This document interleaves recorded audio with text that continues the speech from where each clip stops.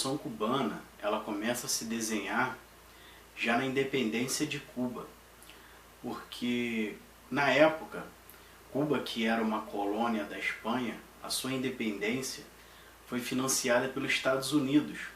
Os Estados Unidos enviou tropas, financiou em dinheiro também, arma, militarmente, né, dizendo. E após os Estados Unidos ter conseguido tirar os espanhóis de Cuba, a Espanha assina um documento com os Estados Unidos, que é o Tratado de Paris, em 1898, que tirava Cuba da condição de colônia da Espanha, mas tornava Cuba um protetorado dos Estados Unidos. E isso, com o tempo, acabou gerando muito descontentamento nos cubanos, e que foi seguido pela Emenda Platt, que dava o total controle da ilha de Cuba militarmente e economicamente, e que eles pudessem intervir quando eles achassem necessário em Cuba, né? Ou seja, Cuba saía da questão de ser colônia da Espanha e continuava, né, se tornava agora um protetorado dos Estados Unidos, meio que trocou 6 por meia dúzia.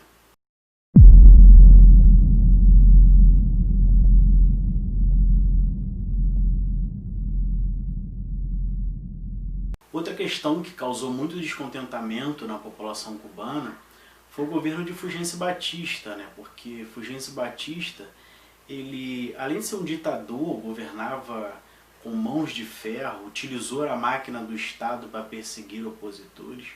Fulgêncio Batista governava de acordo com os interesses dos Estados Unidos em Cuba. E Fulgêncio Batista não só desagradava a população, mas como também a elite cubana, em grande parte, se viu muito descontente com o governo de Fulgêncio Batista, e que só quem lucrava no governo de Batista era o próprio Batista, que era um governo super corrupto, e os Estados Unidos, que mantinha ali seus interesses a partir da ditadura que ele mesmo financiava de Fulgêncio Batista.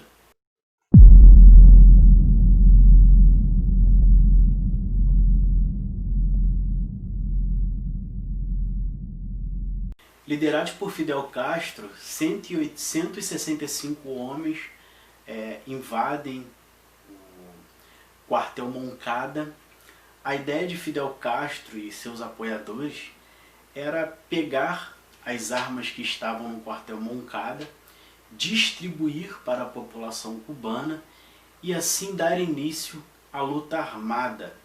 Esse foi o meio que Fidel Castro e seus apoiadores encontraram de retomar ou estabelecer uma nova ordem em Cuba, tendo em vista que as eleições no governo de Fulgêncio Batista, que assume através de um golpe, né, era o único jeito, na visão deles, de tentar restabelecer a ordem ou criar uma nova ordem, sendo que todo o sistema eleitoral e o Estado era totalmente utilizado para burlar e governar ali de acordo com os interesses de Batista e dos Estados Unidos. Então, esse ataque ao quartel Moncada era aí uma das esperanças dos guerrilheiros de conseguir dar início à luta armada. O assalto fracassou, os revoltosos foram presos, Fidel Castro mesmo foi condenado a 15 anos de prisão, mas assim, ele acabou sendo libertado em menos de 2 anos, e ele mesmo advogou, se defendeu, né, na sua causa, e depois que ele acaba sendo libertado, ele vai para o seu exílio no México. A ideia dele de se exilar no México era reorganizar a militância, né, e retomar a questão da luta armada. Eles ainda tinham em mente dessa questão da luta armada. Ele acaba se exilando no México, e lá eles se reestruturam, e lá no México ele acaba conhecendo um médico argentino chamado Ernesto Che Guevara, que mais tarde vai ser um dos principais comandantes da Revolução Cubana.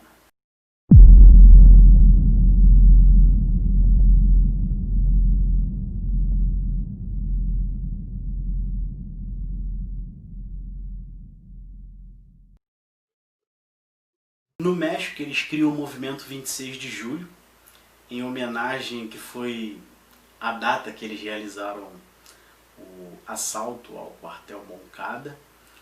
E esse movimento 26 de julho, ele vai ser liderado novamente por Fidel, né? E eles saem do México mais tarde, depois de ter organizado ali toda a militância, organizado a questão da luta armada de novo, a retomada, né? Fidel e 81 homens saem do México em direção à província de Oriente. A província de Oriente ela fica no extremo sul de Cuba. A ideia deles era que por lá eles planejassem a invasão a Cuba, né? Só que os militares de Cuba tinham sido alertados da chegada de Castro e seus guerrilheiros. Com isso, Fidel Castro e seus homens se embrenharam nas matas da ilha ali, tentando fugir à emboscada que os militares cubanos tinham preparado para eles, né? Acabaram abandonando grande parte dos seus mantimentos, suprimentos em geral, né? Marcharam 3 dias sem comida e água, e sem saber que um fazendeiro local os delataria para as tropas do governo.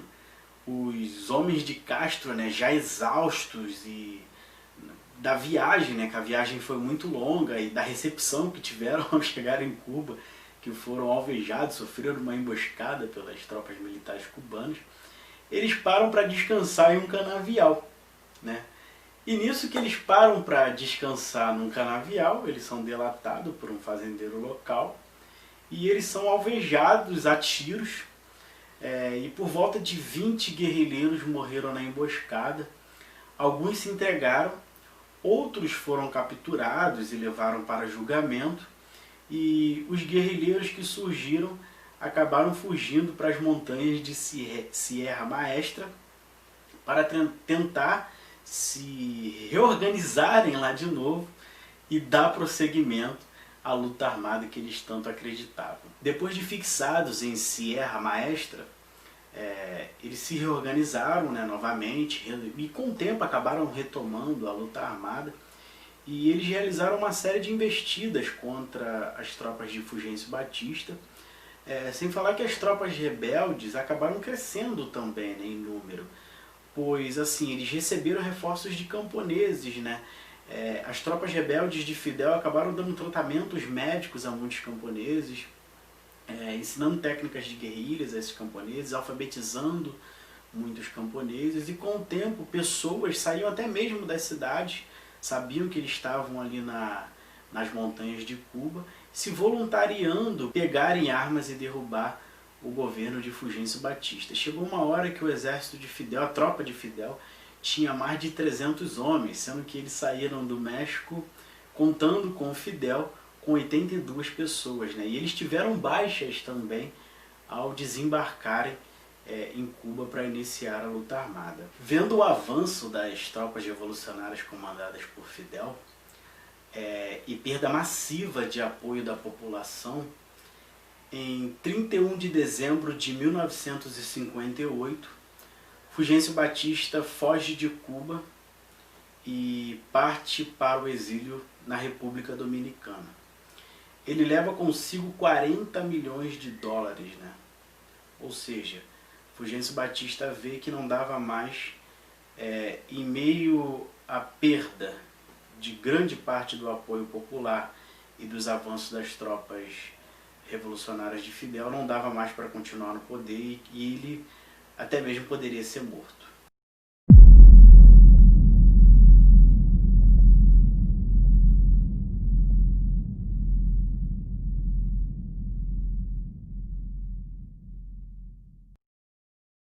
Estados Unidos, vendo que o seu principal aliado em Cuba perde o poder, ele realiza uma invasão em 1961, onde ele treinou militarmente alguns pessoas que fugiram de Cuba e foram parar nos Estados Unidos, e até mesmo soldados americanos invadem Cuba. Essa invasão é chamada Invasão da Baía dos Porcos, né, em 1961.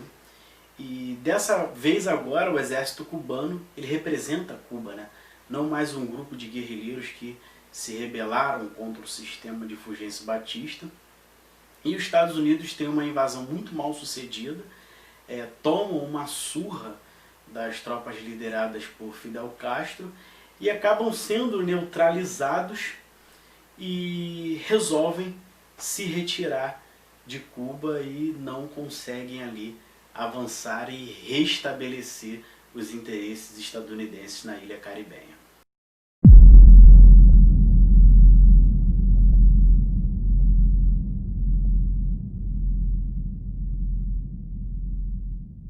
Só que não achem que os Estados Unidos ele deixou essa derrota, né, na Baía dos Porcos assim de graça, que ele não deixou. Os Estados Unidos, em 1962, um ano depois, né, da invasão da Baía dos Porcos, cria uma série de embargos a Cuba que vigoram até hoje. Esses embargos são militares, alimentícios, financeiros, aonde é agregado uma série de taxações de impostos, né? E os Estados Unidos chega até mesmo a ameaçar e proibir com que seus aliados vendam e comprem produtos cubanos, né? A ideia dos Estados Unidos com os embargos era sufocar o governo de Fidel Castro e fazer com que esse governo, que teve um grande apoio popular, ele começasse a ruir a partir de dentro, perdendo esse apoio popular, e Fidel Castro fosse derrubado pelo próprio povo que um dia o apoiou. Só que Fidel Castro ele acabou realizando uma série de reformas em Cuba, entre uma delas foi a reforma agrária, né? Já que a gente está tendo restrições alimentares, vamos dar terra para o povo, e o povo lá vai produzir seu próprio alimento, né? Legumes, verduras, criar animais e tal. E entre outras uma série de reformas que Fidel Castro faz em Cuba, ele acaba ganhando uma maior proximidade popular em Cuba, e esses embargos dos Estados Unidos, ele acaba dando um outro caráter, né, para o que foi a Revolução Cubana, porque muitos acham que a Revolução Cubana foi uma revolução socialista. Não, gente. A Revolução Cubana ela foi uma revolução nacionalista. A ideia de Fidel Castro era retomar as questões de Cuba ali, né? As questões da nação cubana, que representasse poder, as riquezas de Cuba, que estava na mão dos Estados Unidos perante a emenda Platt. O próprio Fidel Castro deu diversas entrevistas antes, né, dele adotar o socialismo em Cuba, que ele não tinha noção não queria se aproximar da União Soviética. Mas com os embargos dos Estados Unidos em Cuba, isso acabou estrangulando a economia cubana. E lembrando que a gente está na época da Guerra Fria, né, gente? 1962, a Guerra Fria acaba em 1991, com a queda da União Soviética, né? Ela declara ali fim às suas atividades. Então, assim, os países, né, que não eram grandes potências econômicas ou se aproximavam dos Estados Unidos, que representavam os interesses capitalistas, ou se aproximavam da União Soviética, que representava os interesses socialistas. Então, como os Estados Unidos fechou Cuba para o mundo com os embargos, o que restava para Cuba nesse momento? Se aproximar da União Soviética e gradativamente adotar o socialismo, ou seja, o próprio Estados Unidos com os embargos forçou Cuba a se tornar um país socialista.